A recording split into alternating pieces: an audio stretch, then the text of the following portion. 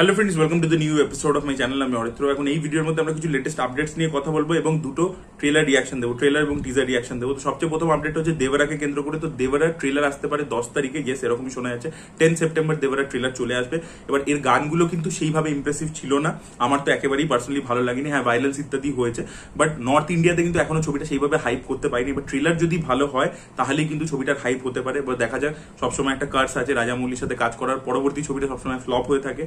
তো সেটা এনটিআর কাটাতে পারে কিনা সেটাই দেখার মতো বিষয় হবে এখনো অব্দি। কিন্তু আর দেবরার মধ্যে আরেকটা যেটা খুব বেশিভাবে ফিল হচ্ছে, যে ছবিটা না প্রচন্ড স্টুডিওর ভিতরে বানানো, এই ফিলটা কিন্তু প্রচন্ড আসছে।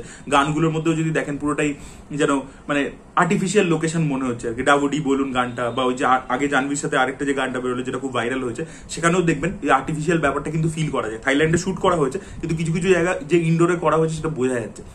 এবং সেটা কিন্তু যে টিজারটা এসেছিল যেখানে অ্যাকশন ইত্যাদি দেখিয়েছিল, সেখানেও কিন্তু কিছু পার্শিয়ালি ফিল হচ্ছিল। সেটা খারাপ নয়, কিন্তু সেটা মানে যদি প্রচন্ড চোখে লাগতে শুরু করে সেটা তখন খারাপ লাগে। তো দেখা যাক ট্রেলারটা কিরকম আশা রয়েছে। সাইফ আলী খানের যে টিজারটা ছিল সেটা আমার বেশ ইমপ্রেসিভ লেগেছিল। সাইফ আলী খানকে কিভাবে প্রেজেন্ট করে, এনটিআরকে কিভাবে প্রেজেন্ট করে, সেটাই দেখার মতো বিষয় হবে। পরবর্তী যে আপডেটটা সেটা হচ্ছে প্রশান্ত বর্মাকে নিয়ে, যিনি হনুমান ছবিটা বানিয়েছেন। তো তার যে পরবর্তী ছবি হতে চলেছে সেটা দিয়ে বালায়া, যে মানে বালাকৃষ্ণ, তার ছেলের ডেবিউ হতে চলেছে। এই আপডেটটা আপনাদেরকে বহুদিন আগে দিয়েছিলাম। এবার সেই ছবিটার মধ্যে, সেই ছবিটা খুব শীঘ্রই 6 সেপ্টেম্বর অ্যানাউন্সমেন্ট হতে চলেছে, মানে কালকে অ্যানাউন্সমেন্ট হবে বড় করে।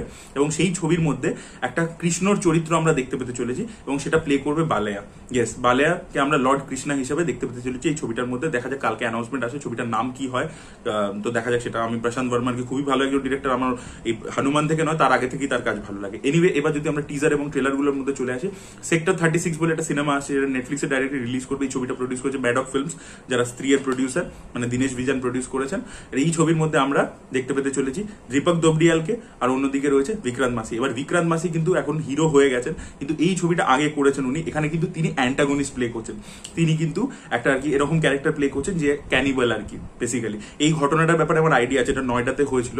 যে একটা বাড়ি, সেই বাড়ির যে মালিক এবং তার কাজের লোক, তারা দুজন মিলে লোকাল বাচ্চাদেরকে কিডন্যাপ করতো এবং তারপরে তাদের উপর সেক্সুয়াল অ্যাবিউজ করতো এবং তারপরে তাদেরকে মেরে খেয়ে নিত। ইয়েস, এরকম কেস উঠেছিল। এবং এইটা আভয় বলে যে সিরিজটা ছিল না জি5 এ, যাতে কুনাল খেমু ছিল, যেটা করেছিল যে সিআইডি বিপি সিং, সিআইডি যিনি বানাতেন বিপি সিং, তিনি ওটার প্রডিউসার ছিলেন, ওই শোটার রান্নার ছিলেন।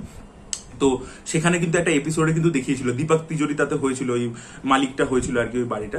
তো সেই ঘটনাটাকে নিয়ে এখানে হয়েছে। এবার এখানে পুলিশ অফিসারের পার্সপেক্টিভ দিয়ে জিনিসটা আনফোল্ড হবে এবং বিক্রান্ত মাসিরও একটা খুবই সাইকোলজিক্যালি ডিস্টার্বড একটা ক্যারেক্টার, ওই চাকরের ক্যারেক্টারটা হতে চলেছে।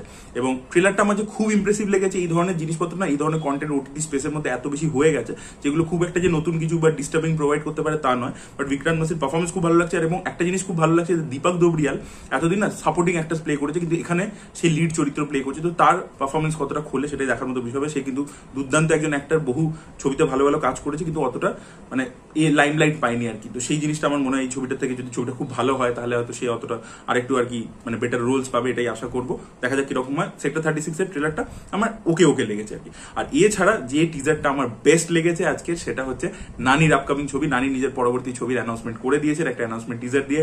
হিট পার্ট 3 হতে চলেছে, এটা আমরা আগেই জানতাম যে হিট 3 আসতে চলেছে। এই ছবির কিন্তু গল্প নানি নিজেই লিখেছেন, স্টোরিটা বেসিক তিনি লিখেছেন, শৈলেশ কুনাল তিনি ডিরেক্ট করতে চলেছে। এবারে কিন্তু গল্পটা একটা পাহাড়ি অঞ্চলে হতে চলেছে, বরফের মধ্যে হবে। এবার আমরা জানি যে হিট ছবিটার মধ্যে একটা সবসময় একটা সিরিয়াল কিলিং এর অ্যাঙ্গেল থাকে আর কি, দুটো ছবিতেই ছিল। তো সেটা এবারে থাকতে চলেছে, বাট এবারে গল্পটা জিওগ্রাফিক লোকেশনটা হবে মাউন্টেন, বরফ সেরকম জায়গায়। এবং এখানে কিন্তু অ্যাকশনও থাকতে চলেছে। নানি কিন্তু একটা জিনিস বলে দিয়েছেন যে তার পরবর্তী যে ছবিগুলো হবে সেগুলোতে কিন্তু অ্যাকশন প্রচুর ভরপুর থাকতে চলেছে।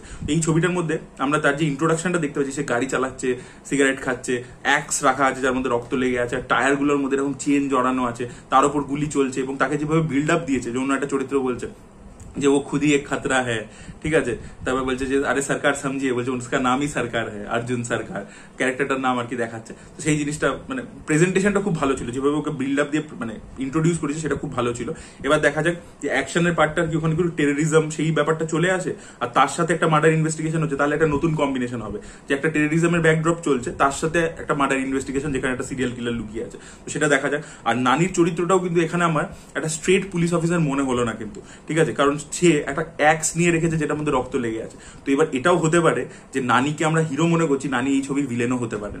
নানি কিন্তু সব রকম এক্সপেরিমেন্ট করতে পারেন। তিনি রিসেন্টলি একটা ইন্টারভিউতে বলছেন যে ভি সিনেমাতে সে কিন্তু আউট অ্যান্ড আউট ভিলেন করেনি, শেষে দেখিয়েছে যে তার একটা পারপাস ছিল, সেই জন্য ফ্যান্সরা ডিসঅ্যাপয়েন্টেড হয়েছিল। তো সে চায় যে আমি অ্যান্টাগনিস্ট প্লে করতে, নেগেটিভ ক্যারেক্টার প্লে করতে, বা সেইটা কি এই ছবিতে হবে, বা সে কি একটা ভাইলেন্ট পুলিশ অফিসার হবে, বা সে কি নিজে একটু সাইকোটিক পুলিশ অফিসার, কি রকম হয়। কারণ এখানে কিন্তু নানিকে একটা অন্যরকম ভাবে ফ্লেভারে আমরা দেখতে পাচ্ছি। আমার তো পার্সোনালি টিজারটা হেভি লেগেছে, দারুণ লেগেছে।